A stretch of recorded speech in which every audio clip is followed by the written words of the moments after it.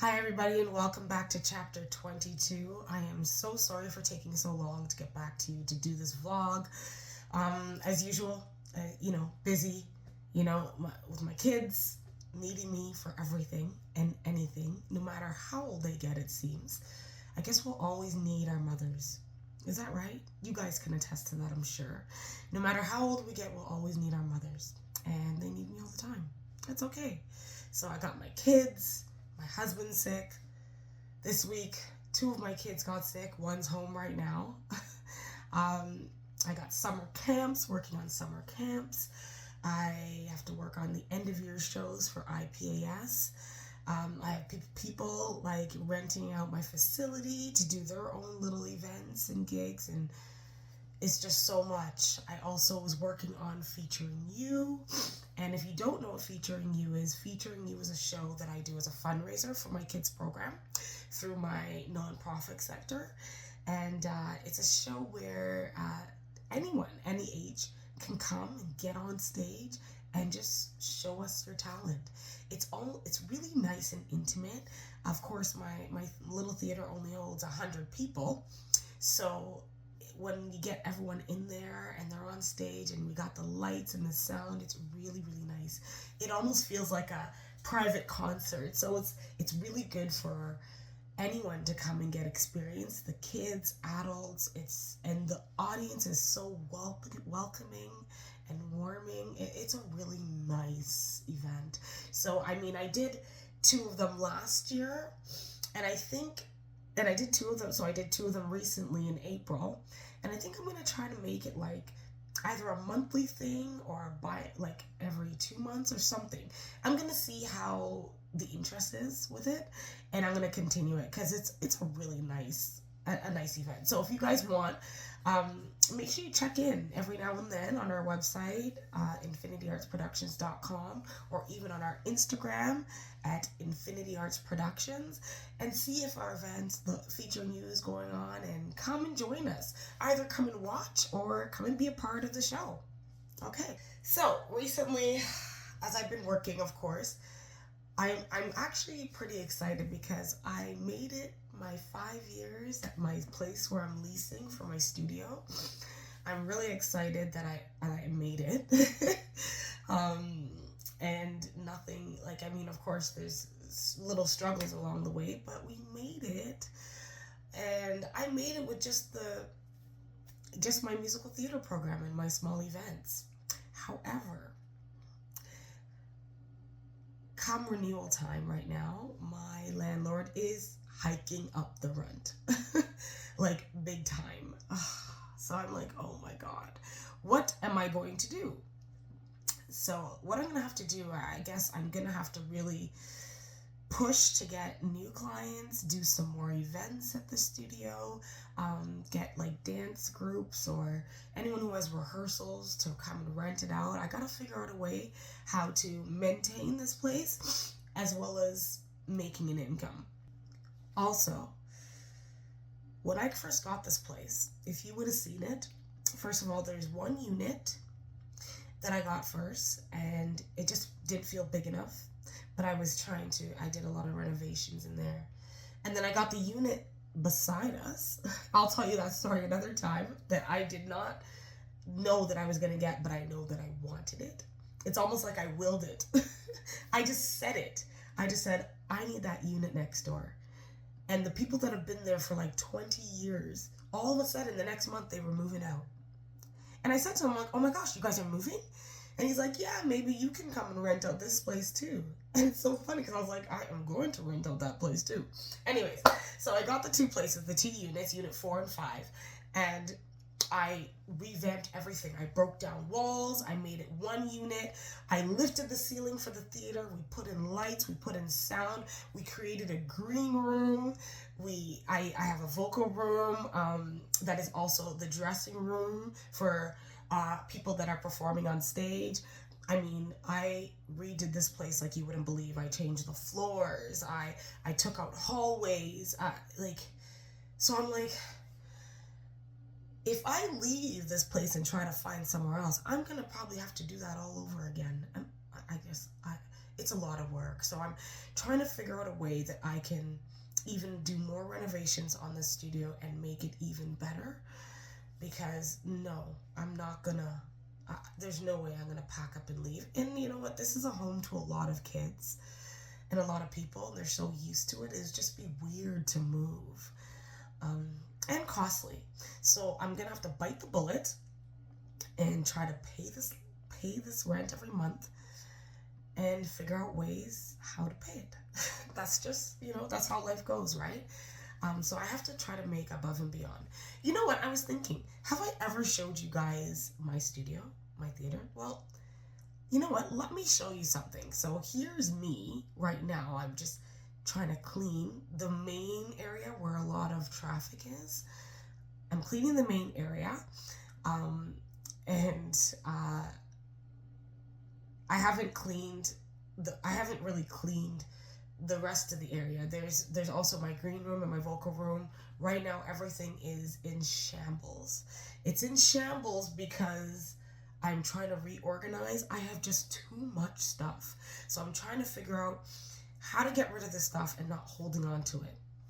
I mean, there's stuff that I need. There's tablecloths, there's chair covers, there's costumes. That's my main thing. I'm trying to get rid of costumes, but I don't want to get rid of things that I'm going to need later. So that's what I'm worried about. So I don't know if you guys have any ideas of what I can do. Let me know. Somebody told me that I could have a sale, but still when I have the sale, like what if I sell something that I need, So I'm trying to figure out what to do with all this stuff. I've had a storage before, and the storage unit, it just pretty much had everything sitting in there, and I never used the stuff in there. So you'd think that I should throw out everything in that storage unit. Well, no, I closed the storage unit down and I brought the stuff to my studio. So I'm going to I'm just still trying to go through everything and really think of what I need, because I'll go through a whole bin and I'll throw out like one thing from a bin. I'm like, Alinka, you got to do better than that. Just got to do better. All right. So also, I have to tell you guys of something that happened the other day for featuring you. I have to give a shout out to these girls. I was trying to get ready for this show. And for this one, this particular first one, I had the help, but the help canceled on me last minute, aka my niece, but it's okay, I'm not wronging her for it. So I was like alone trying to get this thing done. And I remember I went there so early in the morning and I'm like, how am I going to accomplish finishing all this in time for the show tonight? I was like beside myself. I didn't have my usual Mary Cherry or Anna Banana, and that's okay, because you know what? They have lives too. They can't like give me all their time, right? And they're always there anyway, and they were there the next day. But, yeah, so I was by myself, and because people have lives, I can't expect everyone to always be there to help me. It's not fair, and it's okay. I also like working by myself because it's really therapeutic. But this particular day, I was like, oh my gosh, I was here all day the day before. I was there from like 6 a.m. that day, and I didn't know how I was going to finish. I was like, it was impossible. I'm like, impossible. So half of the things I'm not going to get done. And a lot of the times when I do these shows, like if I'm doing it by myself, there's a bunch of things that won't get done. So I'll do like priority first. But sometimes I really just want everything to be done. And I'm sitting there and I'm like trying to figure out what I'm going to do while I'm working. And then all of a sudden, the show's not till 7 o'clock that night. 12:30, I see two of my students, Sasha, aka Sashi, because I call her Sashi, and Nika. They walked in and I'm like, guys, you're early. You're too early, because they're performing that night. And they're like, oh, well, we came to help. And I was like, they didn't see. Honestly, that was like I was like, oh my gosh. There was like tears in my eyes. I couldn't believe it. I was like, oh my gosh. I didn't know how it was going to happen. These two girls showed up and they have no idea. They won't have any idea until they watch this vlog. They had no idea what they did for me that day. I didn't know what I was going to do. And these two little girls came in like, happy-go-lucky, we're here to help. And I was like, thank you, Like, I was so happy and I was so thankful and appreciative. And you know what? Sashi and Nika, if I didn't tell you, I'll tell you now. You guys saved my life that day. You guys really, really did. And I'm so grateful for that. These kids, I'm telling you, my IPA's kids are the best kids in Simcoe County. I am not a crier, guys. I'm not a crying person. But I'm telling you, when people do stuff for me, just out of the goodness of their heart for no reason, you can't help but tear up. Like, it's like weird. Not weird, but like for me, a lot of the times I felt like I only do that. Or my mom, or my sister-in-law Penny, like, you know, or my family. Like, we do things just because. But to have people that are not my family and just come in and like support me and respect me and love me that way, it's really nice. It's honestly really nice. So shout out again to Nika and Sashi. Moving on. How I am getting to Broadway, because that's why we're here, right? This is just, when I'm telling you guys all these things, these are just the journeys of what I'm going through. I wish I could be in more detail sometimes. I'll be honest, there are some things that I don't tell you guys. I like to keep it positive. I mean, there are some negative things along the way that happen, and maybe in my later vlogs, I'll let you guys know, but sometimes I don't want to give it any power. Do you know what I mean? I don't want to give those negative vibes or experiences any power. I just give you guys the surface for now. But how I'm getting to Broadway, guys, I don't know. I really, really don't know. And to be honest, like, I want my shows to be on an international level. But seeing everything that's happening in, like, Hollywood and all the craziness that's happening, what they do to each other there, it's really discouraging. Like, all I know is that I just hope Broadway is not like that. I hope we're on a different level, on a different scale, because if that's what it's gonna be, I don't want it. I just want to do my shows. I will stay right here in my little bubble and do my shows on a local level to the day I die.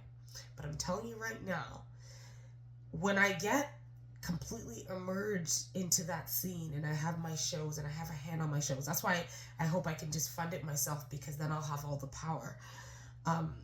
If I get into that circle, and I see anything that is immoral or anything that goes against my beliefs or my judgments, I shouldn't say judgments, my beliefs or even my morals, I am out. I'm telling you guys right now, I'm not about that. I don't crave it that much where I have to do anything that goes outside of what I believe in to get anywhere. I'm not looking for fame. I am not like, sure, I would like this to be able to, you know, fund my life and you know, have a proper income and live freely and not worry about money. But I'm telling you right now, nothing's more important than my family, my happiness, my sanity. Like, you will not see me a part of that. I'm telling you right now. And if I see it, I'm out. I just won't do it. Simple as that. I'll stay in Canada and I'll just, you know, do what I love. So this, like I said before, I'm going to send my script. I haven't done it yet. Send my script to some Broadway producers. I don't know if they'll get back to me. My worry is that, you know, the world is not as nice as it seems sometimes, you know? So I worry that maybe my scripts might get stolen and revamped in such a way that they change like something small and say it's theirs. Like, that's what I worry about, because my stuff is very, it's very original. It's creative. My songs are original. Everything's original. So that's the only thing I worry about, but I'm going to trust that that won't happen. I've been thinking about getting grants and maybe putting some of my productions under my nonprofit sector. So, you know, believe it or not, I met with a grant writer. I met with him and I spoke with him. We had lunch, and he seemed happy, excited. He seemed great. But then, for some reason, he just never got back to me. I don't know. I don't know what I did. But I've been writing him, and you know what? I think it's maybe because he's very busy, and I'll understand that. But just a little like, hey, I'll get back to you at this point in time, or something like that would just be nice. Like, why can't people just be nice? Like, just the courtesy of just telling me that you're not able to do it right now is just fine for me. But hopefully he will get back to me.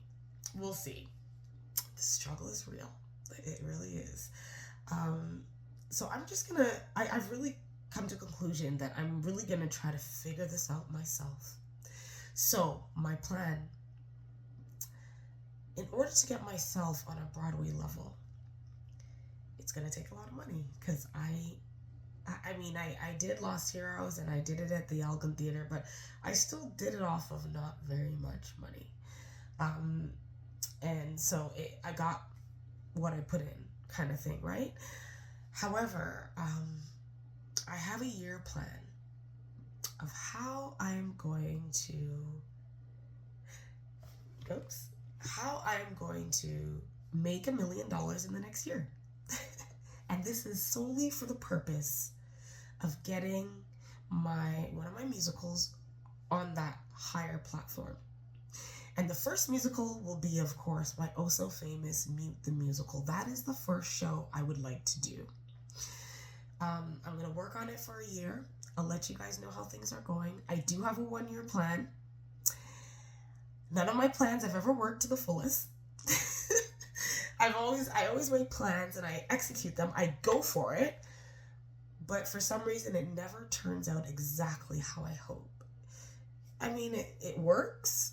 Just like Lost Heroes, it worked and I did it. But it never turns out financially exactly how I plan. So this time, I'm going to just try to figure out how to make a lot of money and save it and get these shows on the road. So I'll let you guys know how it goes.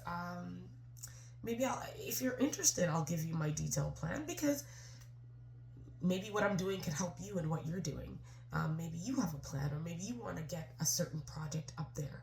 So what I'm doing, what I decided to do, I started to cater a plan according to what I do. So I'm not going to be doing anything like out of my element. Do you know what I mean? I'm not going to all of a sudden start selling shoes or something. Like, I'm actually going to do something that has to do with the arts 100%, because that's where my talent lies. That's where my passion lies.